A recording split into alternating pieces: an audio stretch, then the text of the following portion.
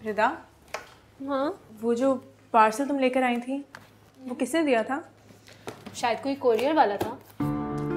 Courier वाला? हाँ मगर उसके ऊपर तो ना कोई नाम था और ना ही एड्रेस। तुमने रिसीविंग पे साइन किया था? नहीं, सिग्नेचर तो नहीं मांगे थे उन्होंने, सिर्फ आपका नाम पूछा था और पार्सल दे दिया।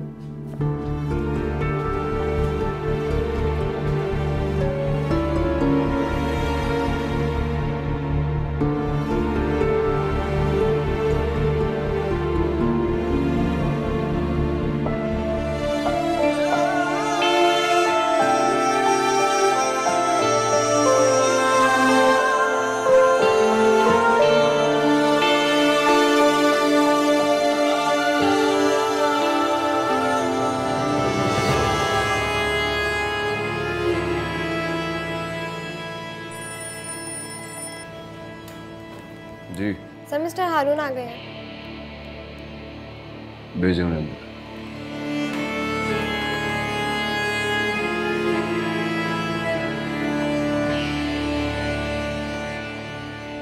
मैंने तो तुम्हें कोई पार्सल नहीं भेजा। अगर भेजना होता तो तुम्हें बता के भेजती ना। वैसे भी मेरे पास इतने पैसे तो है नहीं कि मैं तुम्हें लाखों की घड़ी गिफ्ट करूं। और मुझे पता कैसे चलेगा कि तुमने कहाँ, कब, कौन सी घड़ी पसंद की है? सोचो। अभी प्लीज़ मुझे सच बता दें, मैं बहुत परेशान हूँ इसकी वजह से। मुझे समझ ही नहीं आ रहा कोई मुझे क्यों भेजेगा। रिदा ने बगैर तस्दीक किए एक अनजान शख्स से पार्सल ले कैसे लिया? उसके ऊपर मेरा नाम लिखा हुआ था, घर का पता लिखा हुआ था, तो इसलिए उसने ले लिया। बगैर तस्दीक के पार्सल कैसे दे सकते हैं? और इतनी कीमती चीजें कोरियर के थ्रू भेजी भी नहीं जा सकती। मुझे तो कोई और मामला लग रहा है। या तो तुम्हें कोई तंग कर रहा है या हारून ने भेजा होगा ये। नहीं आपी, हारून ऐसा क्यों करेगा? और हारून को कैसे पता कि उस दिन मॉल के अंदर मैंने यही ड्रेस और यही वॉच पसंद की थी? रिता ने बताया हो सकता है ना कि भाभी ने घड़ी और ड्रेस पसंद किया है लेकिन वो खरीद नहीं पाई। तो हो सकता है हारून ने तुम्हें सरप्राइज देना चाहा हो। हाँ, ये हो सकता है। मगर नहीं, जबकि हारून के पास पैसे नहीं है, जॉब नहीं है, वो इतने महंगे गिफ्ट किस तरीके से अफोर्ड कर सकता है? नगीन, ये 100% हार। तुम लिखवा लो मुझे। और कौन होगा जिसे पता होगा कि तुमने कौन सी घड़ी पसंद की, कहाँ पसंद की? यकीनन वो तुम्हें सरप्राइज देना चाह रहा है। अब अगर वो तुम्हें सरप्राइज देना चाह रहा है ना, तो तुम भी अनजान बन जाओ, उल्टा उसे सरप्राइज दो। ठीक है, आप कहती हैं तो शायद ऐसा ही होगा।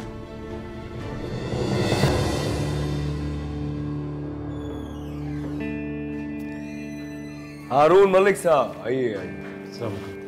वालेकुम अस्सलाम, please have a seat.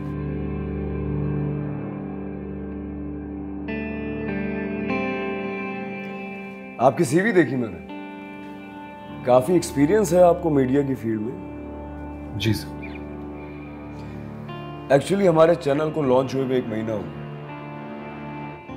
Karachi की तकरीबन हायरिंग कंप्लीट हो गई है। मुझे लाहौर के लिए एक ब्यूरो चीफ की जरूरत है। आप काफी बासलाहियत है, मुझे लगता है आप इस पोस्ट के लिए परफेक्ट रहेंगे।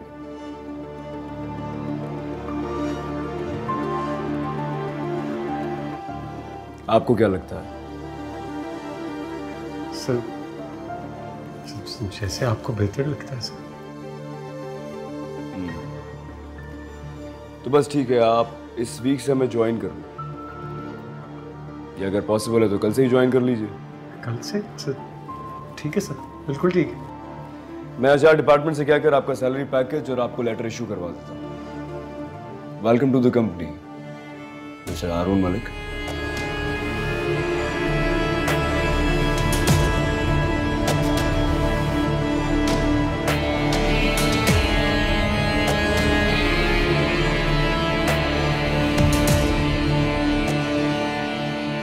बहुत खुश हूँ मैं, ये लो मिठाई खाओ।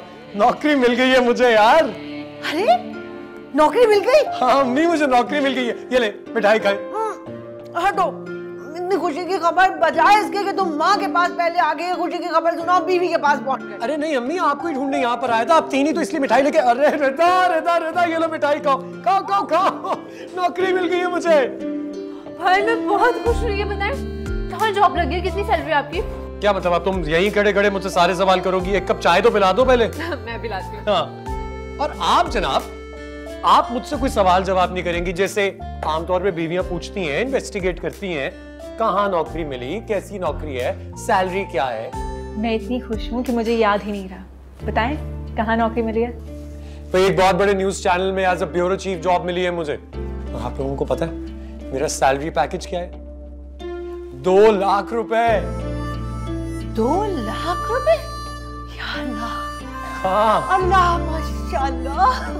2 लाख रुपए। और उसके अलावा तो सुनो, उसके अलावा पूरे खानदान का मेडिकल फ्री है, पेट्रोल फ्री, फोन फ्री, पूरी फैमिली की हेल्थ इंश्योरेंस और पता नहीं क्या क्या। या अल्लाह तेरा लाख लाख शुक्र है, अल्लाह ताला ने कितना करम किया है। देखो अभी कल तुमसे नौकरी छीनी थी, आज अल्लाह ताला ने नौकरी दे दी, वो भी इतनी अच्छी। 2 लाख रुपए सैलरी, जितना भी शुक्र अदा करो कम है। बहुत मुबारक हो बेटा। ये सब आपकी दुआओं का नतीजा है। और उसके साथ साथ हमारी प्यारी सी बेगम के मुबारक कदम। अच्छा मैं चाय देख के आती हूँ। हाँ, खुश हो ना तुम? बहुत। बस देखना हमारे दिन फिर जाएंगे, सब बदल जाएगा इंशाल्लाह।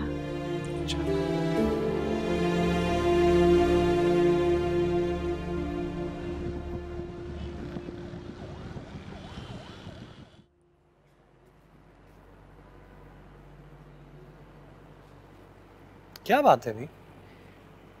से क्यों लग रहा है मुझे जैसे मेरी नौकरी की खबर सुनकर तुम्हें कुछ खास खुशी नहीं हुई? नहीं, खुशी से ज्यादा हैरत हो रही है। 60,000 से डायरेक्ट 2 लाख का पैकेज, इतनी लंबी छलांग, कुछ समझ नहीं आ रहा, कुछ अजीब लग रहा है मुझे। नहीं, ये हैरत की नहीं, खुशी की बात है। मैंने तो यही देखा है कि जिनके शौहर इतनी तेजी से तरक्की करते हैं, उनकी बीवियां खुशी से पागल हो जाती हैं। मेरा मतलब है नया चैनल जिसे लॉन्च हुए अभी कुछ ही दिन हुए हैं, उन्होंने आपको इतनी बड़ी पोस्ट पे रख लिया, और वो भी 2 लाख के पैकेज के साथ। ऐसे कैसे कर सकते हैं वो? क्या कहना क्या चाह रही हो तुम? कहना कुछ नहीं चाह रही, बस मुझे कुछ तशवीश हो रही है कि किस तरीके से। नहीं, लेकिन तशवीश है किस बात पर? जब एक नया चैनल लॉन्च हुआ है, उनको नए टैलेंट की जरूरत थी, मैंने वहां इंटरव्यू दिया, उन्होंने मुझे सिलेक्ट कर लिया। मतलब आपने कंफर्म किया उनसे? आपके पास कोई कंफर्मेशन लेटर या कुछ? हाँ, अपॉइंटमेंट लेटर है, अंदर है, मैं तुम्हें दिखा दूंगा। हारून प्लीज, आप नाराज मत हो ना, मैं तो बस ऐसे ही पूछ रही थी। तुम नेगेटिव सोचना शुरू हो गई हो, प्लीज ऐसा मत सोचो। इस बात पे तो तुम्हें खुश होना चाहिए, अल्लाह का शुक्र अदा करना चाहिए कि अब 2 लाख का सैलरी पैकेज है मेरा, और तुम हो के मुझे नहीं पता तुम्हें क्या हो गया। बहुत लेट हो गया, मैं अंदर जा रहा हूँ, तुम आ जाओ।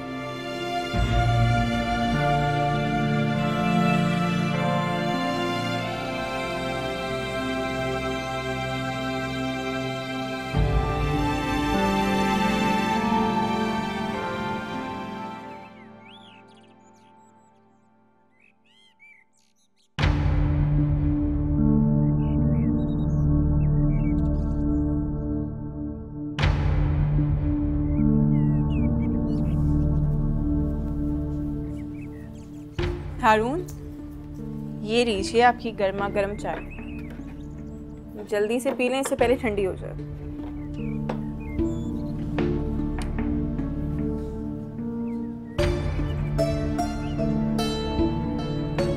ये क्या है?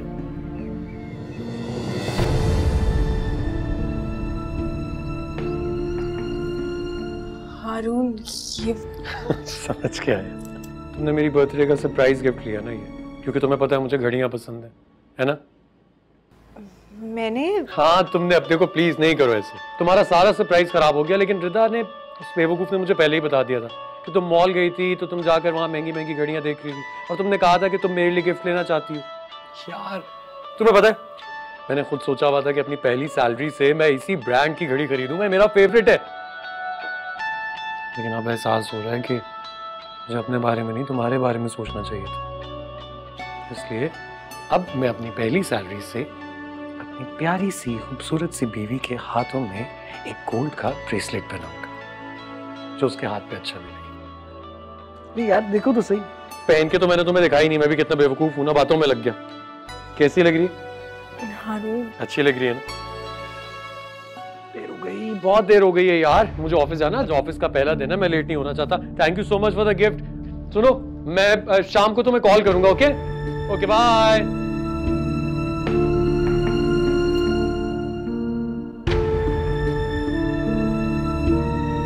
अम्मी मुझे देर हो रही है ऑफिस से। अरे बाबा आज पहला दिन है।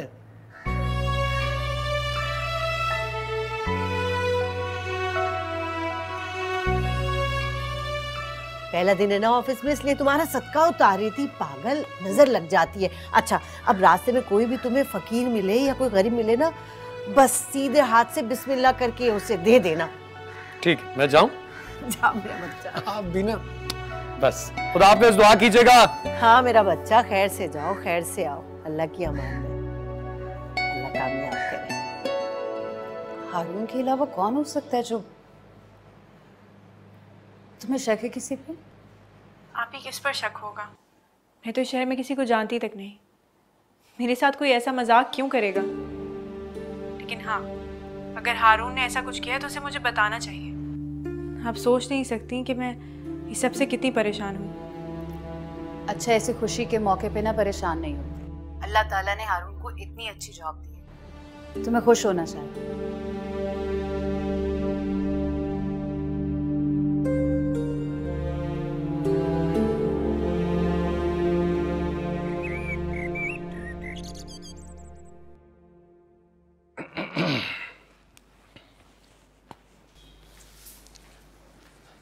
अस्सलाम वालेकुम जी, अस्सलाम वालेकुम मैडम। कैसे आना हुआ?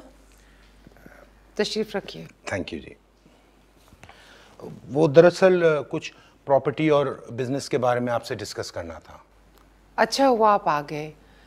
मुझे भी आपसे प्रॉपर्टी और बिजनेस और प्लस कुछ ज़ाती मामला पर डिस्कस करना था। सुल्तान ने अपनी बेटी की कस्टडी मांगी है, अदालत से नोटिस आया था। मैडम आप क्या चाहती हैं? मैं किसी कीमत पर भी रामीन को उसके सुपुर्द नहीं कर सकती। जो अपनी बीवी, अपनी दादी, चचा को खा गया, वो अपनी बेटी का क्या ख्याल रखेगा? इस हफ्ते अदालत में पेशी है। आप मुझे मशवरा दें, मुझे क्या करना चाहिए?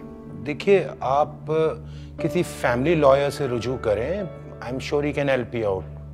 मैं आपका केस इसलिए नहीं लूँगा क्योंकि आपका केस बहुत कमज़ोर है और सुल्तान रामीन का बाप है, तो ऑब्वियसली सी बात है कि अदालत 100% उसको सपोर्ट करेगी, उसके हक में फैसला देगी। मैं रामीन को उस कातिल के हवाले नहीं करूंगी। मरने के बाद मैं नरमीन को क्या मुंह दिखाऊंगी?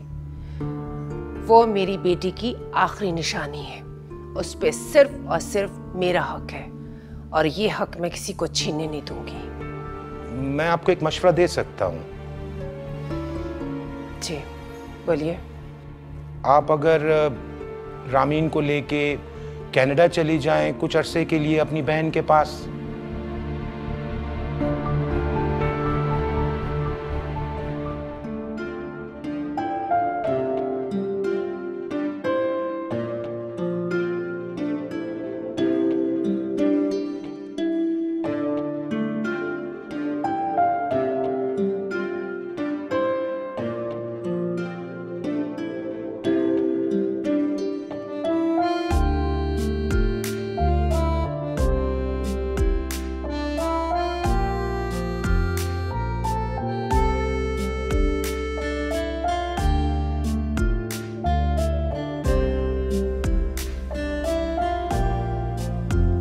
अच्छा एक बात याद रखना कि ना तो तुमने छुट्टी करनी है और देर भी नहीं करनी आने में। पैसे तुम्हारी मर्जी के हैं तो काम मेरी मर्जी का होगा, ये याद रखना, ठीक है? कौन है अम्मी?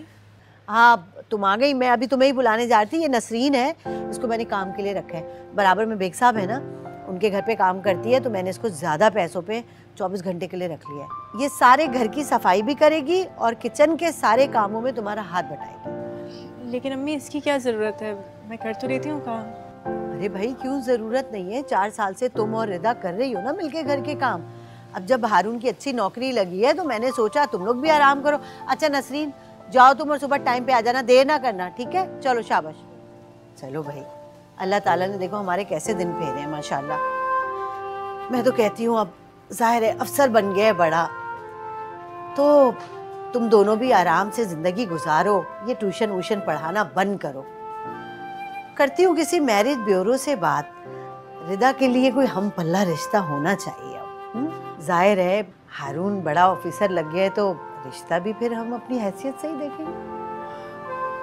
जी अम्मी। अच्छा अम्मी मैं ये पूछने आई थी कि खाने में क्या बनाऊं? जो दिल चाहे बना लो बेटा, मुझसे पूछने की क्या जरूरत है। जी लेकिन खाने का मेन्यू तो आप ही डिसाइड करती हैं ना? अरे हाँ, लेकिन जो दिल चाहे बना लो। बल्कि ऐसा करो कि आज से किचन का सारा इंतजाम तुम संभालो, उसका हिसाब किताब भी तुम अपने पास रखो, छोटी मोटी बातें मुझसे ना पूछने आया करना, और ये कंजूसी वंजूसी खत्म करो। मैं तो कह रही थी कि आज हारून के लिए ना कोई उसकी पसंद की डिश बना लो, और आज से हर खाना हारून की पसंद का ही बनाना। मैं तो सोची हूँ कि ये सारा पुराना फर्नीचर भी चेंज कर दूँ, ये नया ना मंगवा लूँ। भी जाहिर है अब रिदा के रिश्ते के लिए बड़े बड़े लोग आएंगे तो फर्नीचर भी तो जरा स्टैंडर्ड का होना चाहिए ना। फर्नीचर वाले को फोन करके पूछती हूँ, जरा एस्टीमेट तो दे के पूरे ड्राइंग रूम के फर्नीचर का क्या होगा, कितने का बनेगा।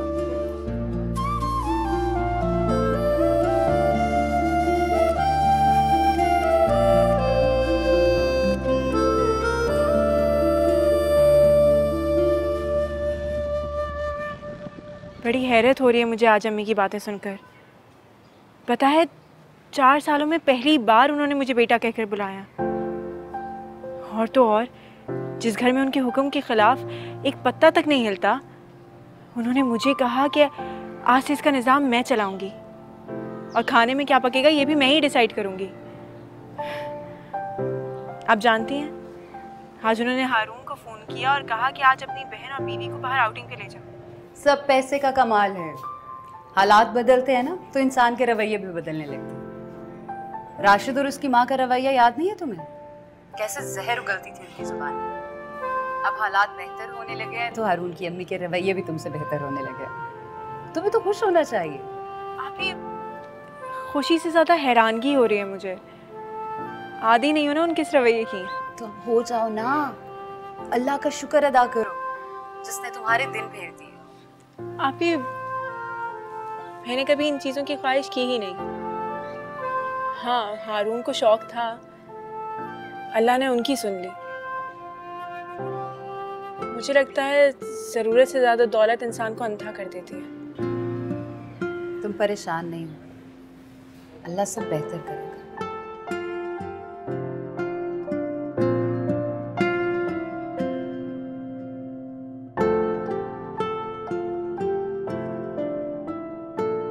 मेरे मना करने के बावजूद तुम बार बार यहाँ क्यों आ जाते हो? ये मेरा भाई घर है और मुझे यहाँ आने से कौन रोक सकता है? ये मेरा घर है, मेरे शौहर का घर।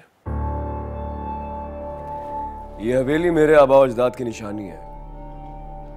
इस पे मेरा भी उतना ही हक है जितना कि आपका या आपके मरहूम शौहर का था।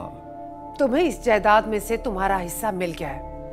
अब इस घर से और यहाँ के रहने वाले लोगों से तुम्हारा कोई ताल्लुक नहीं है, इसलिए बार बार मुंह उठा के यहाँ मत आया करो। आप अच्छी तरह जानती हैं कि मैं यहाँ क्यों आता हूँ। रामीन कहाँ है? कौन रामीन? आप मेरी बड़ी हैं, मैं आपकी बहुत रिस्पेक्ट करता हूँ, मेरी माँ की जगह है आप। मैं आपसे किसी बहस में पड़ना नहीं चाहता। तुम जैसे बदनामी जमाना शख्स को इज्जत की फिक्र कब से होने लगी? तुम्हें क्या पता इज्जत क्या चीज होती है? मैं अपनी बेटी की आखिरी निशानी तुम जैसे अय्याश और खुद खर्च के हवाले हरगिज़ नहीं करूंगी। एक मिनट।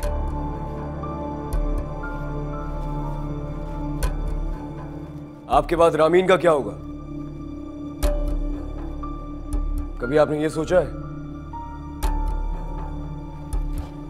देखिए चची जान, मैं नहीं हूं मैं तुम्हारी चची जान, कोई रिश्ता नहीं है मेरा तुम्हारे साथ। मैं आपके जज्बात समझ सकता हूं, आपका गुस्सा करना भी जायज है। अपनी माजी की गलतियों पर मैं कितना शर्मसार हूं आप सोच भी नहीं सकती हैं। आप प्लीज मेरी बात तहम्मुल से सुन तो लीजिए। तुम्हारे इस तरह शर्मिंदा होने से मेरी बेटी, मेरा शौहर, बीजान, ये सब वापस नहीं आ सकते। तुमने एक नहीं 3-3 कत्ल किए। मुझे तो ये समझ में नहीं आ रहा कि पूरा खानदान तुमने तबाह और बर्बाद कर दिया, फिर तुम इस कदर रिलैक्स और खुश कैसे हो? खुश नहीं हूं मैं, नहीं हूं मैं खुश। रामीन मेरी बेटी है, मेरे जिगर का टुकड़ा है।